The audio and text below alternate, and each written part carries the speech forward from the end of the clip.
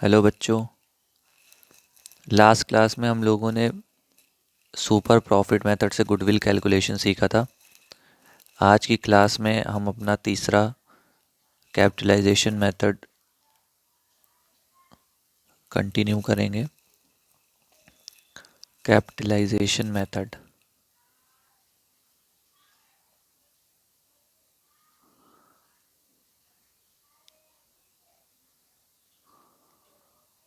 हिंदी में बोलते हैं पूंजीकरण विधि।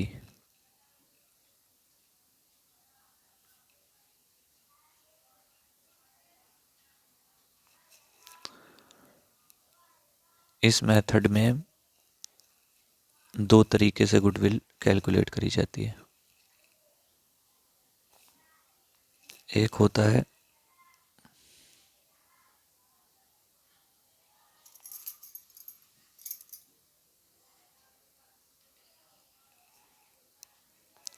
औसत लाभों का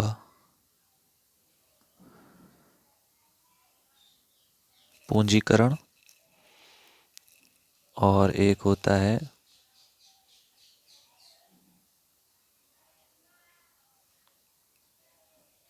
अधिलाभों का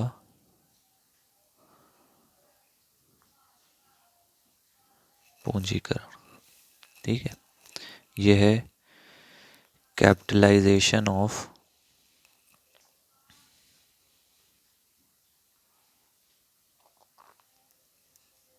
एवरेज प्रॉफिट और अधिलाभों में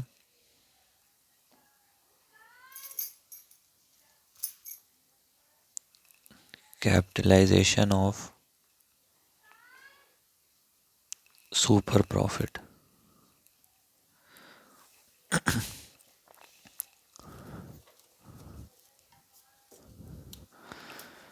दोनों में से जो भी मेथड आप लोगों को समझ में आए उससे आप लोग गुडविल कैलकुलेट कर सकते हैं। फॉर्मूले थोड़े से अलग अलग होंगे। औसत लाभों का फॉर्मूला होगा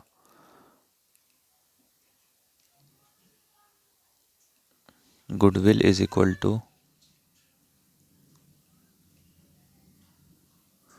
एवरेज प्रॉफिट। एवरेज प्रॉफिट हम लोग कैलकुलेट करना सीख चुके हैं। Divide by normal rate of return. Last question में किया था। लास्ट जब हम लोगों ने मेथड सीखा था उसमें हम लोगों ने नॉर्मल रेट ऑफ रिटर्न के बारे में सीखा था। वो रिटर्न जो हमको अपनी पूंजी मार्केट में लगाने से प्राप्त होता है वो हमारा नॉर्मल रेट ऑफ रिटर्न होता है। बिजनेस के अलावा जो हम कमा सकते हैं बाहर से इनटू 100। ठीक है, तो इस फॉर्मूले से हमारी कैपिटल निकल के आएगी। जो प्रॉफिट हम कमा रहे हैं उससे हमारी जो पूंजी बनती है उस हिसाब से जितना प्रॉफिट हम कमा रहे हैं उसके आधार पे जो हमारी पूंजी बनती है वो निकल के आएगी। और फिर इससे हम माइनस कर देंगे कैपिटल एम्प्लॉयड। ठीक है, तो जो ये हमारी एक्चुअल कैपिटल हो जाएगी और ये हमारी कैलकुलेटेड होगी एवरेज प्रॉफिट के बेस पे। इसका जो डिफरेंस आ जाएगा वो मेरा कहलाएगा गुडविल औसत लाभों के पूंजीकरण में। ठीक है, और अधिलाभों में सिंपल सा है क्योंकि अधिलाभ में हम लोग जो डिफरेंस निकालते हैं वो किसका निकालते हैं? सुपर प्रॉफिट हमारा कैसा निकलता है? Average profit minus normal profit.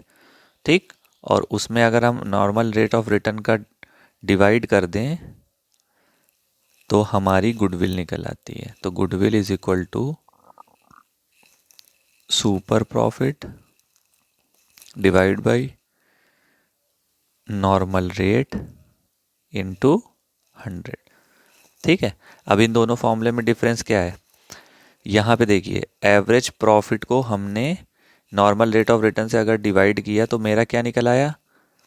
वो वाली कैपिटल निकल आई जो मेरी मार्केट में लगेगी अगर हम इतना पैसा कमाना चाहते हैं तो, ठीक है, और उसके मुकाबले हमने मार्केट में कितनी बिजनेस में कितना पैसा लगा रखा है, उससे अगर हमने माइनस कर दिया तो जो डिफरेंस है वो मेरा गुडविल कहलाएगा। अब सुपर प्रॉफिट में यहाँ पे हम प्रॉफिट को ही माइनस करके रेट से डिवाइड करे दे रहे हैं, तो मेरी गुडविल दोनों मेथड में से किसी भी कैपिटलाइजेशन के दोनों तरीकों में से किसी भी तरीके से निकाली जा सकती है। एक एग्जाम्पल करते हैं तो बात समझ में आएगी आप लोगों को। फॉर्मूला बेस है, फॉर्मूले को समझा भी दिया है, तो एग्जाम्पल करते हैं। एक फर्म का औसत लाभ 3 लाख है, ठीक है। फर्म की विनियोजित पूंजी 20 लाख है। सामान्य लाभ की दर 10% है। ख्याति की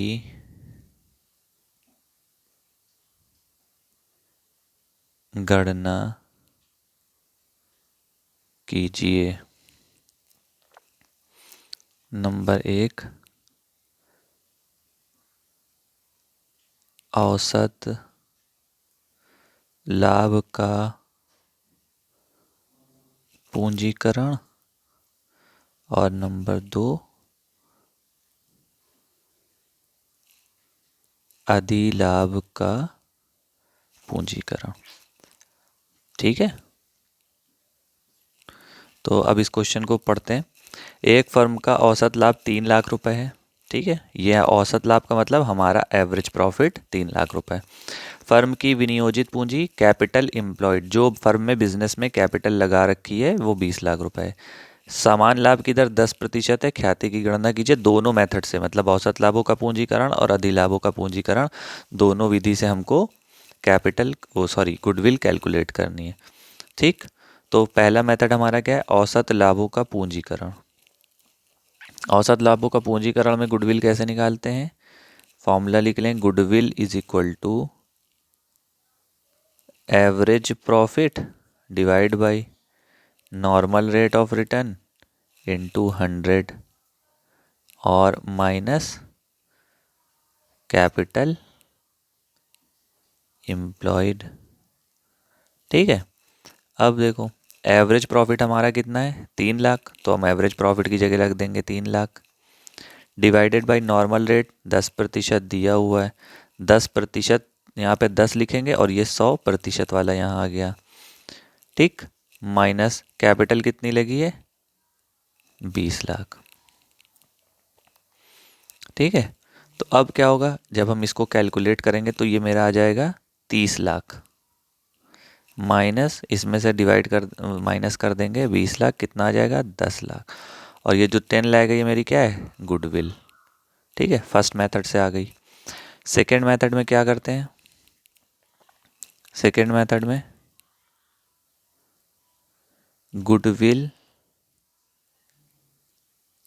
इज इक्वल टू, गुडविल बराबर super profit divided by normal rate of return into 100, ये करते हैं। तो अब सुपर प्रॉफिट में क्या करना पड़ता है, सुपर प्रॉफिट निकालने के लिए ये फॉर्मूला हमने लास्ट क्लास में सीखा था। सुपर प्रॉफिट कैसे निकलता है, average profit minus normal profit. तो एवरेज प्रॉफिट इसमें दिया हुआ है 3 लाख, ठीक है। 3 लाख माइनस नॉर्मल प्रॉफिट कैसे निकलेगा, 20 लाख की पूंजी है, 10% उस पर कमाते हैं तो कितना आ गया, 2 लाख, ठीक है। तो मेरा नॉर्मल प्रॉफिट कितना हो गया, सुपर प्रॉफिट कितना हो गया, 1 लाख। तो सुपर प्रॉफिट की जगह हम रख देंगे यहाँ पे 1 लाख, डिवाइडेड बाई 10 इंटू 100 कितना आ गया 10 लाख।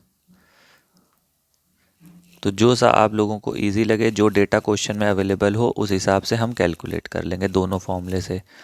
ठीक है, यहाँ पे सुपर प्रॉफिट हम निकालना सिखा चुके हैं, उसमें बार बार बताने की कोई ज़रूरत नहीं है। ठीक है, एक क्वेश्चन होमवर्क में दिया जाएगा, उसको आप लोग कर लीजिएगा।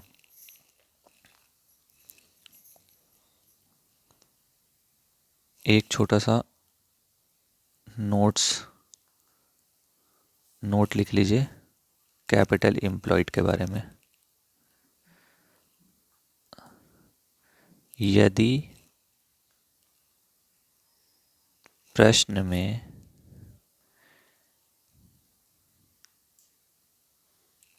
विनियोजित पूंजी के स्थान पर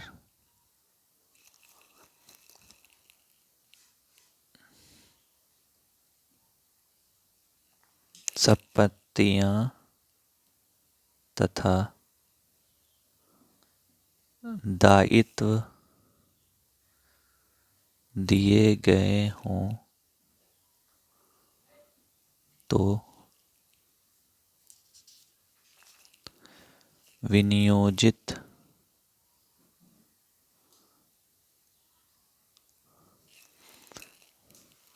पूंजी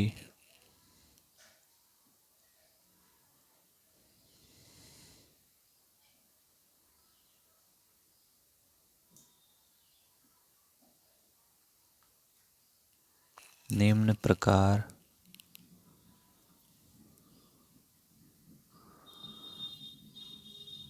से निकालेंगे। ठीक है, यदि प्रश्न में विनियोजित पूंजी के स्थान पर संपत्तियां तथा दायित्व दिए हों तो हम विनियोजित पूंजी निम्न प्रकार से निकालेंगे। अब अगर हम याद करें, जो हमने बैलेंस शीट बनाना सीखा था, तो बैलेंस शीट के लायबिलिटी साइड में कैपिटल आती थी और लायबिलिटीज़ आती थी। कैपिटल और लायबिलिटीज़ दो पार्ट में बैलेंस शीट होती थी, और एक तरफ एसेट्स आती थी। ठीक है, एक तरफ सारी एसेट्स और एक तरफ कैपिटल लायबिलिटीज़। तो अगर हमें ये कैपिटल की फिगर नहीं दी है, कैपिटल की फिगर नहीं दी है और एसेट्स और लायबिलिटी दी है, तो हम कैपिटल निकाल सकते हैं ना। एसेट्स में से अगर लायबिलिटी माइनस कर दें तो मेरी कैपिटल आ जाएगी। तो बस इसी तरह हम निकालेंगे। कैसे निकालेंगे? Capital employed is equal to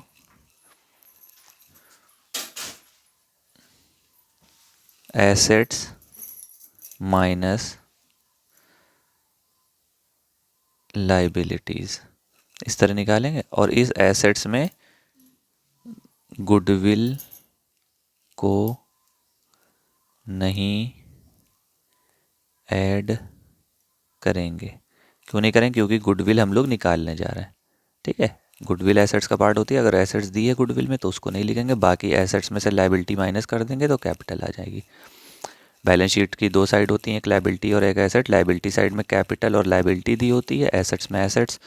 तो जब हमें एसेट्स और लायबिलिटी दे दी जाएगी तो हम कैपिटल कैसे कैलकुलेट कर सकते हैं? एसेट्स में से लायबिलिटी माइनस करके। ठीक है, आई होप बात समझ में आ गई होगी। Thank you.